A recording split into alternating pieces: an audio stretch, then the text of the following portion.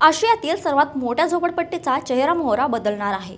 आता धारावी पुनर्विकास प्रकल्पाला वेग देण्यासाठी सरकारने कोणता मोठा निर्णय घेतलाय जाणून घेऊयात थोडक्यात। अनेक वर्षांपासून रखडलेल्या धारावी पुनर्विकास प्रकल्पाला गती देण्यासाठी मंत्रिमंडळाने अत्यंत महत्त्वाचा निर्णय घेतला आहे। धारावी पुनर्विकास प्रकल्पासाठीच्या भाडेपट्टा करारावरील संपूर्ण मुद्रांक शुल्क माफ करण्यात आला आहे।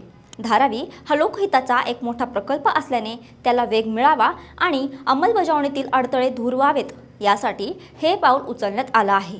या निर्णयामुळे प्रकल्पाच्या खर्चात कोट्यवधी रुपयांची बचत होणार असून स्पेशल पर्पज व्हेकल आणि इतर यंत्रणांमधील कायदेशीर प्रक्रिया सुलभ होईल। सरकारच्या या निर्णयामुळे धारावीचा रखडलेला पुनर्विकास आता खरंच वेगाने पूर्ण होईल असं तुम्हाला वाटतं का? तुमचं मत कमेंटमध्ये नक्की सांगा आणि अशाच महत्त्वाच्या निर्णयांची माहिती मिळवण्यासाठी थोडक्यातला फॉलो करा।